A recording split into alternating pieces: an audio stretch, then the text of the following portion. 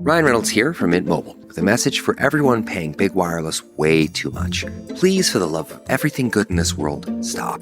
With Mint, you can get premium wireless for just $15 a month. Of course, if you enjoy overpaying, no judgments, but that's weird. Okay, one judgment. Anyway, give it a try at mintmobile.com/switch. Upfront payment of $45 for 3-month plan, equivalent to $15 per month required. Intro rate first 3 months only, then full price plan options available. Taxes and fees extra. See full terms at mintmobile.com. Hey folks, it's Matt Zachary, and welcome to Vax On, a weekly segment of my podcast Adaptations right here on the Offscript Media Network. Hey, I'm Elura Nanos. I'm a lawyer, a journalist, a mom of a teenage narcoleptic, and a professional big mouth. Lou and I go back 30 years as best friends, and we're here to have fun and bring you a layperson's guide to what the hell just happened this week in healthcare as America gets its Vax on and shows COVID the door. Matt gets me. He knows I'm tired, annoyed, and sometimes pushed to the brink by the intense chaos of our lives right now. We're here together to learn, complain, and include you in the conversation. So join us on Twitter at VaxOnPod and share your stories and grievances using the hashtag VaxOn. Conspiracy theorists and haters shall be neutralized on sight. All right, Matt, let's get at it.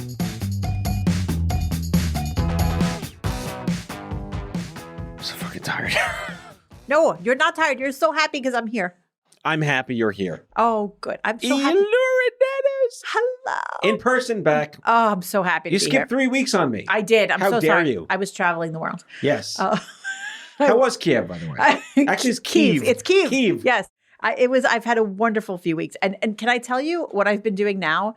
I'm doing the first ever college visit with my son on Friday. Jesus. Right? Wow.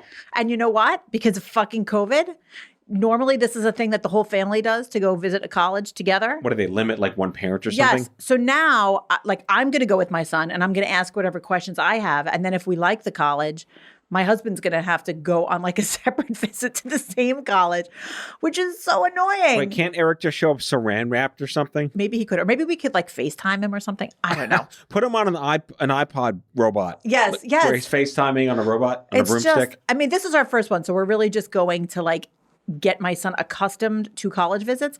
But what's sort of funny is that all of the health discussions, of course, are going to be centered around COVID and what their COVID regulations are and all that. And I don't want to say I don't care about it. Of course I care about it. But that is really not what's tops on my mind because, you know, my son has narcolepsy. Right. And that presents a whole host of accommodations that he's going to need in college.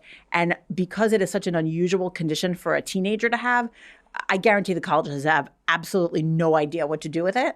And I'm sure they have no protocols in place for it. So I'm going to have to walk them through what I think is a good idea. But I've never had a kid in college before, so I have no idea what to suggest for them. Right. So, yeah, this should be fun. So my week has been split between explaining to my children why they still have to wear fucking masks in middle school and fucking middle school. Oh, Orientations and getting their Chromebooks, learning what their curriculum is going to be. They're taking computer science, but they don't quite explain what part of computer science they're taking. Is it coding, or you're learning to turn like Apple PCs on from the 80s? Oh, I can answer this. Yeah? Do you know what they learn? Because my daughter is 1 year ahead of your kids. Is it typing? No, it's not typing. I wish it were typing. Yeah. No, they learn how to make slideshows, and then they learn how to create like very simple animation. Is that useful? No. No. Like, except for like maybe PowerPoints in an office job. But I'll tell you what, my daughter loves it. So, anyway. But you know what we didn't learn about in middle school? COVID? Fucking COVID. So I'm here in New York at the Offscript Media Studios, and I've got my mask in my pocket. We better not have too much fun or we will be mandated in this building. Oh, my God. Offscript Media is going to impose a vaccine only in the door policy. So, I mean, because no one's here but me and Andrew and you on occasion. Yeah, but we're having fun, so that makes it a social thing. Oh, my God. Yes. Yeah. But we're not serving food, though, right? Not yet. No, because we're talking about this because, like, as of today, Tuesday, New York City is making this, indoor dining, indoor entertainment, mandatory masks or mandatory vaccines? Yeah, so Mayor de Blasio announced, I think today, an executive order that essentially all places that are geared towards socialization and recreation, so like restaurants, bars, performance spaces, sports arenas, concert halls, anything like that, where you're going to be there for a long time and you're there for like a social reason. Any of those kind of places, you can only come in if you are vaccinated and show proof of vaccination.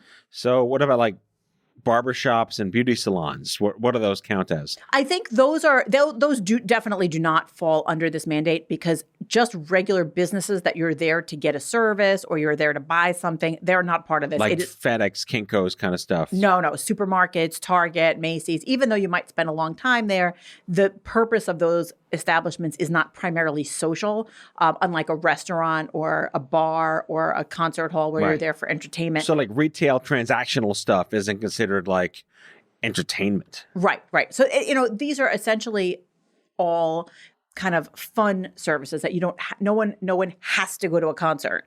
You don't have to go to a restaurant in the way that you have to buy food. You kind of need to go to a mall and the supermarket every now and then. Exactly. Understood. So, I imagine that the reasoning behind this, part of it has to do with risk, and part of it has to do with the legality of how legal is it going to be to restrict people from going into various kinds of businesses. I wonder if the thinking in New York City is that, look, so many people here are vaccinated that it's not really going to do much for the ultimate turnout in these places. It's not really going to hurt the businesses. Because, for example, if you own a Broadway theater and you say, okay, vaccinated only people, Broadway had already taken that step to do that on their own. And any businesses that maybe weren't going to do that, but now are forced to do that, whatever business loss they have from patrons who would have come but now can't because they're unvaccinated, they may see an increase in business from folks that are now going only because it's vax only. Who were hesitant beforehand and now have more of an assurance. Exactly, because I know that for me, it would certainly make a difference that if I knew going into a theater ahead of time, everyone is going to be vaccinated, it makes me feel much better about going into that theater. We should put the Vax On sticker, like the restaurant ABCD grade, on all the places that are vax only. Yeah. Oh, I love that. I wonder if they will do that. That there'll be like a uniform kind of. No shirt, no shoes, no vaccine, no service. Yeah. Now, and the interesting thing here is that the executive order went into effect today, but it's not going to be enforced until September. And the reason for that is that the city is cognizant of the fact that private businesses need some time to train their staff in how to execute this, because now it's going to be up to the businesses to get some kind of procedure to check people's vaccination cards, to know which ones are real. And to prepare for a whole new degree of Karens. Yeah, right. To prepare for all kinds of confrontation. I really wonder what that's going to be like for these people working in private businesses who now have this really elevated step of having to deal with this and having to confront customers. You know that I go to a small community pool club, and I've seen how difficult it is to train our staff members, who are largely teenagers, in turning people away if, for example, they haven't paid their membership dues or something. Right. So this is the same thing. Like, it falls on the people at the front lines of these businesses to interact with the public and say, I'm sorry, you can't come in. And I could see it being really stressful. It's like the worst of customer service. Yeah. I wonder now if this is going to become an additional expense for some businesses who will then have to hire extra staff to check the vaccination records, to train people in how to recognize a correct, an authentic vaccination card. And, you can't just hire anyone to be at the front door of. We need vax bouncers. Exactly. You need vax bouncers. So I wonder if that's going to become a job. We need to start that today. Vaxbouncers.com. Yes, Vax Bouncer training. Dude. Oh, let's get on that. Oh, my God. We just discovered a whole new enterprise. Oh, my God. Niche market enterprise. Yes. Oh, my God. Vax Bouncer. You heard it here, folks. Yes, you heard it for right of first use. And like, I could see already the wheels in my head are turning. I'm going to come up with a program to explain to people legally, but firmly, to turn away unvaccinated people, what to say, what kind of customer service to give, and how to make sure you uphold the mayor's mandate. So my head goes and spins around free market enterprise, that when we were in the lockdown, the one thing we wanted to get the economy back, to get people shopping again and doing things again. And we're now at risk for like not another shutdown per se. We don't want to, I think we're not going to do that again, but we're now risking small businesses from being vectors and making everything worse. Would these businesses prefer to get guaranteed business with a mandate or risk having to be shut down or go outdoor only again long term if things get worse? What's the over under on the economics? So, I don't know that, but what I do imagine the answer is going to be there is that it depends on where we're talking about and what the business is. Because we've seen many gyms and workout places that refuse to enforce mask mandates. And I'm sure they're going to refuse to enforce vaccination mandates. And they're going to say, well, our people want to come in and work out. They don't want to be vaccinated and we're protecting them. And that's the perception. But if you think about, that's very different than, for example, a restaurant where you have different people in there every night. It's not the same faces day after day. So in that situation, it may be helpful for the business to comply with a vaccination mandate. So my guess is that it's going to depend on where we're talking about, because certain pockets of New York City have better vaccination rates than others. Like, I bet you there's going to be problems on Staten Island, where we're from. Yes, there will be. You saw those people turn out in droves to protest that the bar was shut down. Right. That was the guy that refused to ban indoor dining. Yeah. I mean, and they've got the friggin', city council reps over there in Staten Island that are like fighting for the right to die from COVID. God. It's so ridiculous. Yeah. But then in other places, I bet you if you come to Manhattan, where I see people are out on the street, walking around, not even near another person and still masked, I'm sure that those people are going to be more than happy to comply with a vaccination mandate, because there's so much potential for it to ease people's minds and bring more business in. It's a fascinating, this whole thing is cultural anthropology. We're like a live petri dish every day of the week in how society is going to respond to this. And I mean, for what it's worth, I kind of like it. I don't think it's going to shame anyone into getting vaccinated. They'll just figure out a way to go to some other place that's going to let them in and cheat it. Yeah, that could be right. But I wanted to go to Broadway, but I don't want to get vaccinated. Oh, sorry, Miguel, Lin-Manuel, wherever you are. I don't know. I don't know the names of these people. But yeah, Lin-Manuel Miranda. Yeah, sorry, Lin. I'm not coming to see Hamilton. I was going to pay that $600 a ticket, but now I'm not. Everything that your entire play stands for, I'm against. Right. So I'm going to stay home. No, but it is. I think you're right. It's going to be interesting to see what happens.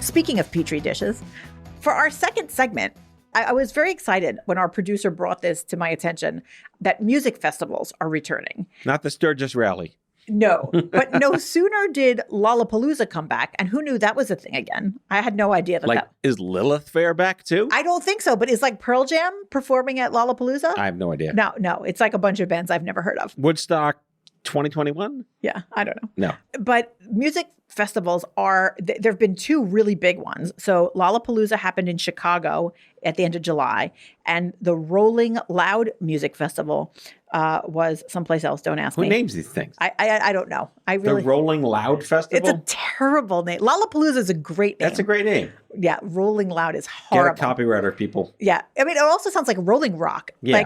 It's just everything wrong. But each of these events had like 100,000 people that came. And our producer, Bree, went to Lollapalooza in Chicago. Ah. Yeah, so we have like an inside track on it. My God. And it was very interesting. So Lollapalooza had vaccine mandates that you had to show proof of vaccination, or you had an alternative that you could show a recent negative COVID test before coming in. And of course, like it was difficult because they had to have like a whole bunch of people checking everybody's cards on the way in. And, that was difficult. At Lollapalooza, I think it was the deputy mayor of Chicago went in like undercover to see if she would get found out for not having a vaccination card, and they did find her. Wow. And people got arrested for having fake vaccine cards. Wow. How do they tell the difference? I mean, just as a sidebar, just yesterday. I have no idea. that the U.S. Customs people busted some Chinese import with like 3,000 fake CDC cards. Do you think that there's like a hologram that just you and I can't see? Yeah, we need you got to put the black light over it, so they're not going to do that. No, they're not. I have no idea. Maybe they're just they're finding the really bad forgeries that anyone can tell. Right. Like it doesn't say CDC, it says like CDQ or something. It's in Comic Sans. Right. Wait a minute, this doesn't look right. It's like there's a scene in the Simpsons movie where I fucking hate Comic Sans. No, they pull up to a stop sign, but Homer Simpson made the stop sign and he forgot the word T, and Wiggum says like, "There's something funny about that stop sign." That's the Comic Sans version. Oh my God, I love it. Of the CDC cards. Fantastic. But wait, know what Bree said though? She said, "Oh yeah, they absolutely checked to see if you had a vaccination card." But they didn't check to see if the person's name on the vaccination card actually matched your ID. Oh, God. I pee freely. So I was like, oh, great job, guys. But interestingly. Yes, I am Joanna Man. Exactly. A man's a hug and kiss. Yeah. Right. So, I mean, so these concerts happened at the end of July. So far, there's been no reports that they were super spreader events. So hopefully they were not, they are outdoor events. Right. But I'll tell you, so I went myself with our friend Karen to a Guns N' Roses concert last week. And I was jealous. I was so excited to be at this concert because it had been rescheduled from last summer.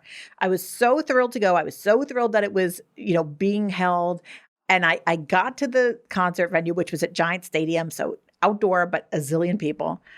And it was like not until my ass landed in the seat did I realize, oh my God, I'm terrified to be here because there's all these people here. And they didn't do the vaccination screenings like at Lollapalooza? No, they did nothing. And they made sure come as you are. Come as you are, right? That's Nirvana. Yeah, but sorry. Yes. But yeah, I mean, welcome to the jungle? Yeah, Okay. That's basically what it was like. They were like, welcome and saddle up. Need a little patience. Yeah, exactly. But yeah, and I have to say, like, I was really nervous while I was there. And the whole time I was there, I kept saying, God, I really hope this wasn't a terrible idea to come to this. I mean, of course, I'm vaccinated. But I mean, I don't know if was the guy anyone wearing masks that you could see in the stands? So not during the concert. People were wearing masks as they were walking through the hallways to get back to the parking lot. Right. People were wearing masks in the bathroom, but really no one was wearing masks as we were sitting in the seats. And when you're sitting in the seats, you're mostly next to the people that you came there with. Yeah, so I knew that they were all vaccinated. And we weren't super close, but there were a zillion people there. So I really... Wait, were you dancing with Mr. Brownstone? I was. And Good. Mr. Brownstone was vaccinated. Also, this just in, Axl Rose, he can't move anymore at all. Yeah, I saw pictures of the guy. He looks better than he did in the past pictures, But he can't pull off that slither snake move from the 80s. Literally can't move. Yeah. Possibly because he's wearing like 16 million inch long cowboy boots that are really, really problematic. He can't get away with that anymore, can he? No, he looks ridiculous. Yeah. But he sings well still. For an 80-year-old guy. Yeah. He's only 57. I know. Yeah. He looks 100, doesn't he? 100. But Slash doesn't. Slash doesn't. Wait, so anyway, what's your takeaway of this concert? Did you walk away terrified? Has there been any reports of like it being a cesspool of COVID inbreeding? There have been no reports on anything, any kind of like, again, super spreading thing or anything like that. Walking away from it, my feeling was I probably should have really thought about this before I went and not just been so thrilled that it was being held. But also feeling like, okay, look, I'm vaccinated. I'm going to feel okay about being vaccinated and just kind of cross my fingers. So what is happening, though, I don't know if you're following this, Matt, that some artists are making their own rules and saying that they're not allowing you in their concerts unless you're vaccinated. But isn't that the venue's decision, not theirs? The artists don't have to perform. They can make it part of their rider with the venue. Very interesting. Yeah. So like Fish and the Killers and the Foo Fighters and John Mayer, he doesn't want your body to be a wonderland. He's like, your body better be vaccinated. Yeah, they've decided like, listen, this is what's happening. You're vaccinated or we're not doing the concert. But I like that. That's really free market. That's really the economy speaking for itself. I agree. I think it's great. Don't need a credit card to ride this train.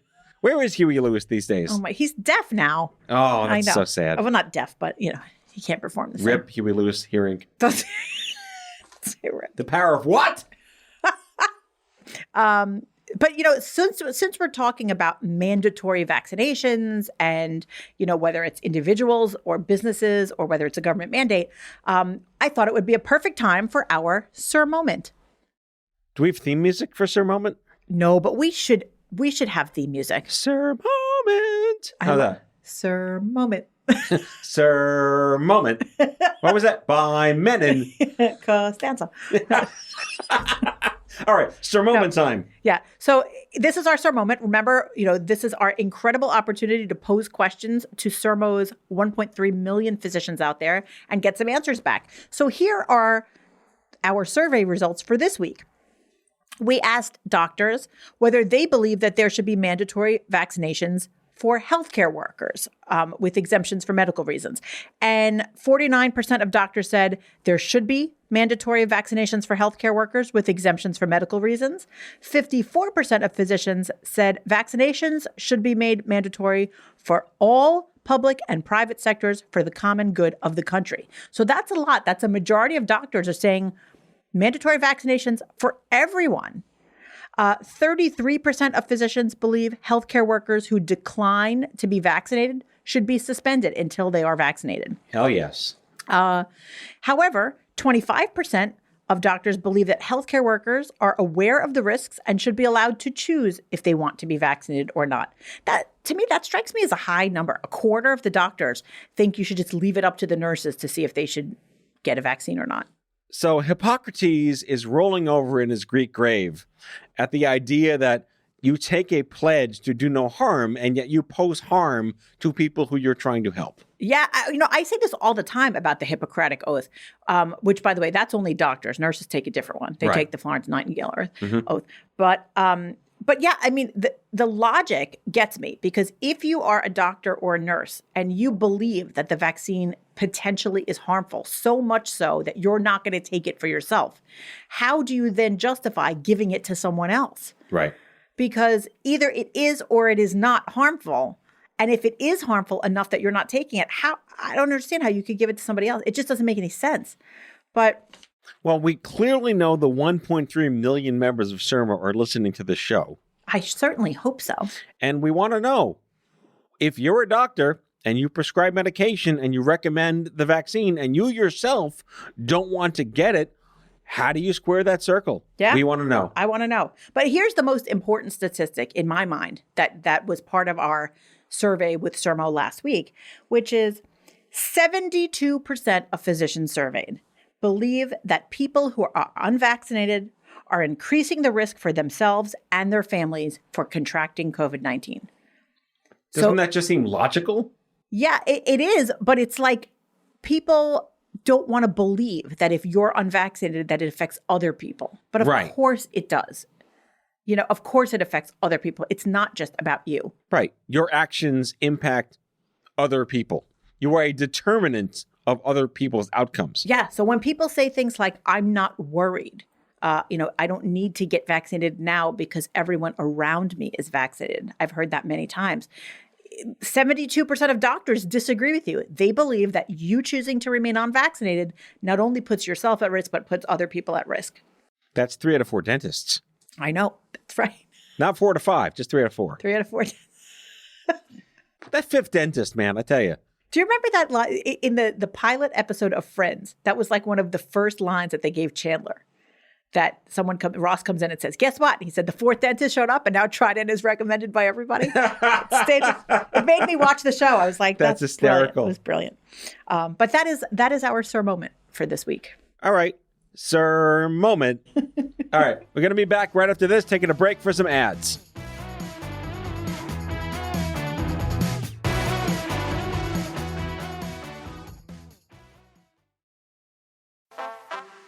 No matter how you travel, it's good to have a plan. Some people plan every minute. No sleep, bus, museum, another museum. While others only plan to take it day by day. When it comes to your finances, a plan is just as important. You can count on Credit Karma to give you the insights you need to understand your options, so you can take charge of your financial path and find your way to money. Explore how you can make financial progress with confidence today. Intuit Credit Karma. Karma you can count on.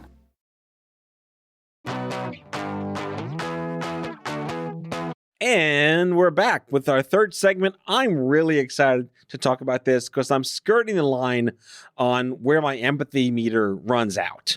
Yes. And we've talked about this before about like, well, what do you do with the people in your life that are still not getting vaccinated? By choice. By choice, right. Not because Right. they've gotten medical advice not to be vaccinated. Yeah, make it clear. If you have been told to not get it by your doctor, or you are literally at risk where it would do more harm than good, and you know to self-isolate and do all the right things for society, we're not talking to you. We're talking to the people that are healthy and eligible and could pose a risk to other people who say, no, OAN is correct. Tucker Carlson is right. This is a violation of my civil liberties, and I don't give a crap about anything but myself. Yeah, that's exactly those people who, by the way, are for some reason choosing not to just stay home. Right. Like, I don't understand. If you're so afraid of the vaccine, just you always have the option to just stay home. That doesn't have any side effects. Right. But, I don't know, like shutting the fuck up doesn't have any side effects. You can always just do that. That's also gluten-free. Right. So Shutting the fuck up that's your t-shirt. Shutting the fuck up is also gluten-free. calorie-free. I'm making coffee cups today. That's got to be on my coffee cup. But anyway, so BuzzFeed, who I love BuzzFeed because anytime I have some kind of irritating thing on my mind, BuzzFeed has a listicle to go with it. Yeah, 20 things on Amazon you never knew you needed. Right. I love it. That cut fruit Yeah. on a Wednesday. Oh my God, I just bought this mango cutter that is unfucking believable. It's amazing. It looks a lot like a vagina, but it cuts. What? Now that's a listicle. It does. It cuts a mango. It's amazing. Anyway, sorry. So the article is 20 reasons that vaccine skeptics changed their mind and got vaccinated against COVID. So we're not going to read you all 20 reasons, but I'll tell you some of the things, the trends within these reasons that really stuck out to me. You had a bunch of people who were concerned about side effects, not because they had any specific reason, but just sort of generally, they had been worried about side effects. And then they sort of realized that if they ever wanted to be really certain about the side effects, they'd essentially have to stay inside for like a decade. Right. But, and they were like, oh, that doesn't really make sense. Yeah. Medically speaking, my research has shown that most side effects from vaccines of any kind or any kind of medication they present within about 6 months of taking the vaccine. So at this point, if there were serious side effects from the COVID vaccine, we would probably be seeing them now from people who have been vaccinated. Yeah, haven't there been like 1 billion shots worldwide so far? Yeah, I think so. Yeah. So, I mean, and the thing is, if you think about how we make determinations about side effects from other things, birth control pills and heart medicine and whatever, we know that pretty much shortly after whatever it is comes to market. Like, remember what happened with Accutane? Yeah. Right? Because that was like when we were adolescents, everybody started taking Accutane for acne. And then like very quickly on, it came out that it was causing massive problems and birth defects and all kinds of craziness. Right. But they figured it out quickly and it got off the market quickly. Right. But you mentioned birth control. We talked about birth control months ago on the show. That predisposes you to all sorts of chronic situations. Oh, yeah. There are some serious side effects with birth control, and many, many, many women still take it. And I mean, I was on birth control myself for like decades. Yeah. And it's but kind it's of a choice. You have to know what your risks are. Yeah, you weigh the risks and you say, okay, what's my family history of having any of these things and what's my lifestyle? And I know that for myself, I always looked at it and said, well, I'm a non-smoker and I don't have a family history of certain kinds of cancer. So the benefits just outweigh the risks and that's the end of it. Right. And I honestly didn't even think about it, which is so interesting because in a vaccine situation, people tend to be, I think, more dramatic about how they perceive the risk of side effects. Right. I don't know if that's because maybe there's a needle involved. Maybe. Or because, I don't know, there's no sex involved. I don't know. It doesn't make sense. But anyway, so that was like one batch of people. Then there were other people that were sort of pressured by folks around them. So, for example, one woman said, my grandmother had been very skeptical, but then when I told her, Graham, you can't see my newborn baby because you're not vaccinated, then Graham changed her mind. And I've So heard once it got personal. once it got personal and someone said, you can't do something until you do this. I'm not letting you do it. And I know that I have relatives who said that they didn't want to get vaccinated, but then when they found out that they couldn't travel, then they just got vaccinated, which again seems illogical to me because it's sort of like if you think it was going to hurt you, then traveling is somehow more important than it hurt. It's like it doesn't make sense. It's like it's esoteric until it's put into perspective for you as a person, I guess. And then people just feel like, all right, well, I'll risk it because I know that I'll be missing out on something if I don't do it. But also that sounds more personal than you can't go to the bowling alley. True. Right. It's very personal. It comes from the inside. And I agree that probably the most important kind of influence is going to come from an immediate family member, right, who is saying, I'm drawing the line. I'm not allowing you to do this until you're vaccinated because it's that meaningful to me. Right. So yeah, I think that's a good lesson for us. Family peer pressure. Yeah, family peer pressure. And then there were several people who basically said, I changed my mind because I saw someone dying of COVID. Either I saw a video or I saw a friend or family member die of COVID-19. And to me, that's so interesting because to me, it seems like, well, what did you think we were here doing? Did you think we were doing this just for no reason? Of course, that was the reason. Vaccine remorse. Right. But that's the thing. I wonder if perhaps some people need to see in sort of real time with real faces someone getting sick before they believe it's true. I think I was talking to Andrew earlier, and I think people just have different thresholds for when something becomes real to them. Yeah. And look, that's fair. We're all different people, and we have different things that have emotional impact on us. So just like I could potentially read something once and remember it, somebody else might have to read it 5 times before they remember it. That people's brains work differently and we take in information differently. I mean, I remember, again, on the show, maybe even last year when we first started it, that people in the hospital on the ventilators were in denial that they actually had COVID. Yes, I they remember that. They wouldn't even believe what the doctors and nurses were telling them. Why am I hooked up to this? I don't have COVID. A lot of that is like, your brain sort of protecting you from different kinds of fear and trauma and stuff like that. So, I mean, I just think that it's important to remember that, you may be a force for good in the world of vaccination by approaching the topic with different people, from multiple angles. Right. I have to share with you my favorite. If the vaccine turned out to be like the one from I Am Legend, I'd rather be the vampire than the one running from the vampire. So then I got my shot. And, it's funny because... But that's not what the movie was about. It wasn't a vaccine based on a virus. They had engineered something to help cure cancer. Right. And then so much for that. Yeah. Anyway, yeah. But Cancer vampires. In reality, it's funny. I think that logic is the logic that made me not be vaccine hesitant. Because essentially what I said is everyone I know is doing this. If something terrible happens, it's going to happen to all of us. I might as well just go do it, figure it out later. Yeah. And because, it could have a side effect, I guess, but everybody else seems fine. What are the odds I'm not going to be fine? Right. And even though, intellectually and scientifically, I thought about it on a kind of more serious level than that, I think that knowing that everyone was doing it was actually a big factor for me. That it made me not feel nervous, even though maybe I would have gone and gotten the vaccine anyway, because in my brain I knew it was the right thing. Right. I might have felt nervous, but I think that kind of assuaged any fear I might have. I want to do an asterisk before we close out. That there's natural hesitancy to anything in medicine and science from many communities. So these are not communities that I believe are consciously saying, get the government out of my, whatever. They're not denying science. They have a natural skepticism because of how they've been treated in society and medicine over the last several decades. Sure. And that is a massive barrier. Yeah, and it's not irrational. Right. I think that's important. It's not irrational. It is not irrational. It is the irrational people that we are scathing at. Yeah. Because just by saying I'm not going to just trust anything that anyone says, just because everyone thinks it or everyone around me says it doesn't mean that it's correct. I could still be the victim of, a government conspiracy against me or so. It's happened before. But the data still holds up, and we'll close with this statistic that I'm making up on the spot. The majority of people who remain unvaccinated for irrational reasons are likely white male Republicans. Yeah.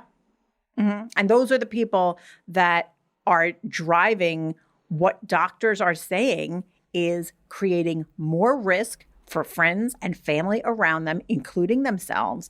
And those are the people that we're really speaking to when we say, get your head out of your ass. Think about yourself, think about your family, think about the world and safety. And if you don't necessarily trust me, but go ask your doctor and trust your doctor. Nobody's doctors are out there saying don't get vaccinated unless you have some kind of specific reason not to. Right. But, go do what your doctor says. You trust your doctor. If you're sick, you trust your doctor for other reasons. Trust your doctor now. So on this episode of Me versus We, Vax On. Vax on, folks. Vax on, vax off. Actually, I was ending this episode thinking about all of the shows I'm going to go to in Manhattan and not worry about it because everyone in the theater will be vaccinated. It makes me incredibly happy. So Ticketmaster, here I come. Dear Hugh Jackman, Music Man. That's all I That's all I have to gotta say. say. That's all I got to say. 76 trombones. Here All I right, come. folks. Marion the librarian right here with me, Elura Nanos. All right, Howard. God, rip Meredith Burgess. Love that guy. All right, folks, we're out. All right. See you next time, guys.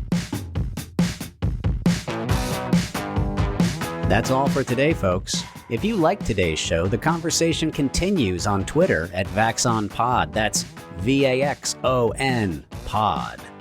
Be sure to subscribe, leave a review, and tell all your friends to listen. Vax On is a product of Offscript Media.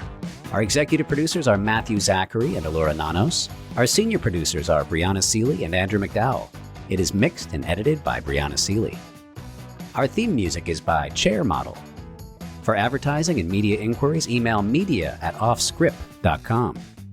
Hit us up at contact@offscript.com to share comments, feedback, and make recommendations. For more information, visit offscript.com.